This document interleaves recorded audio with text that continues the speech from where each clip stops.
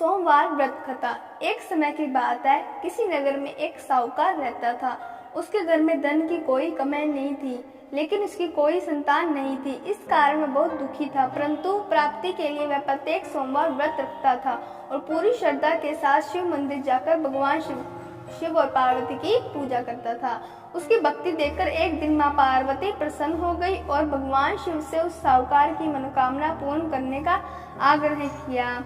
पार्वती जी की इच्छा सुनकर भगवान शिव ने कहा कि हे पार्वती, इस संसार में हर प्राणी को उसके कर्मों का फल मिलता है और जिसके भाग्य में जो हो उसे भोगना ही पड़ता है। लेकिन पार्वती जी ने साहूकार की भक्ति का मान रखने के लिए उसकी मनोकामना पूर्ण करने की इच्छा जताई। माता पार्वती के आग्रह पर शिव जी ने साहूकार को पुत्र प्राप्ति का वरदान दिया, लेकिन साथ ही यह भी कहा कि उसके बालक की आयु केवल 12 वर्ष होगी। माता पार्वती और भगवान शिव की बातचीत को साहूकार सुन रहा था। उससे ना तो इस बात की खुशी थी और ना ही दुख।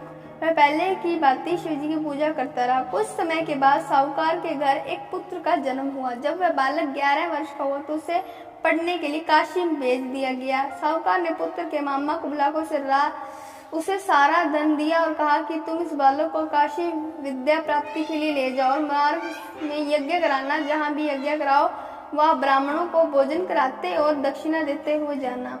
दोनों मामा भांजे इसी तरह यज्ञ कराते और ब्राह्मणों को दान दक्षिणा देते काशी की ओर चल पड़े। रात में एक नगर पड़ा जहाँ नगर के राजा की कन्या का विवाह था, लेकिन जिस राजकुमार से उसका विवाह होने वाला था वह एक आंख से काना था। राजकुमार के पिता ने अपने पुत्र के काना होने की बात को छुपाने के लिए एक चाल सोची। साहूकार के पुत्र को देखकर उसके मन में एक विचार आया। उसने सोचा, क्यों न इस लड़के को दूल्हा बनाकर राजकुमारी से विवाह करा दूं। विवाह के बाद इसको धन देकर विदा कर दूंगा और राजकुमारी को अपने नगर ले जाऊंगा।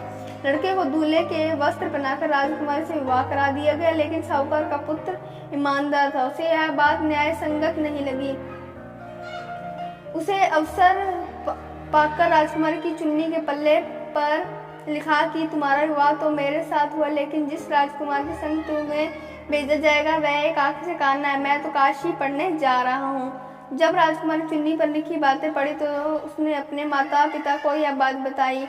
राजा ने अपनी पुत्री को विदा नहीं किया, जिससे बारात वापस चली गई। दूसरी ओर साहूकार का लड़का और मामा काशी पहुंचे और वहां जाकर उन्होंने यज्ञ किया। जिस दिन लड़के की आयु 12 साल की, उसी दिन यज्ञ रखा गया। लड़के ने अपने मामा से कहा कि मेरी तबीयत कुछ ठीक नहीं है। मामा ने कहा कि तुम अंदर जाकर सो जाओ। शिवजी के वरदान अनुसार कुछ ही देर में उस बालक के प्राण निकल गए। मृत भांजे को देखकर उसके मामा ने विलाप शुरू किया। संयोगवश उस समय शिवजी और पार्वती उधर से जा रहे थे। पार्वती ने भगवान से कहा, स्वामी, मुझे इसके रोने के स्वर सहन नहीं हो पा रहा है। आप इस व्यक्ति के कष्ट को अवश्य दूर करें। जब शिवजी मृत बालक के समीप गए तो उन्होंने बोले कि यह उसी साहूकार का पुत्र है जिसे मैंने 12 वर्ष की आयु का वरदान दिया।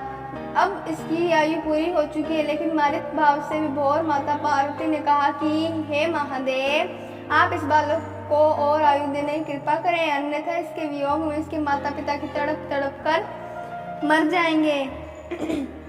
माता पिता के आग्रह पर भगवान शिव ने उस लड़के को जीवित होने का वरदान दिया। शिवजी की कृपा से वह लड़का जीवित हो गया। शिक्षा समाप्त करके लड़का मामा के साथ अपने नगर की ओर चल दिए। दोनों चलते उसी नगर में पहुंचे जहाँ उसका विवाह हुआ था। उस नगर में उन्होंने यज्ञ का आयोजन किया। उस लड़के के ससुर ने उसे पहचान लिया और महल में ले जाकर उसकी खातिरदारी की और अपनी पुत्री को विदा किया। इधर साहूकार और उसकी पत्नी भूखे प्यासे रहकर बेटे की प्रतीक्षा कर रहे थे। उन्होंने प्रण रखा था कि यदि उन्हें बेटे की मृत्यु का समाचार मिला तो वह भी प्राण त्याग देंगे, परंतु अपने बेटे के जीवित होने समाचार पाकर वह बेहद प्रसन्न हुए।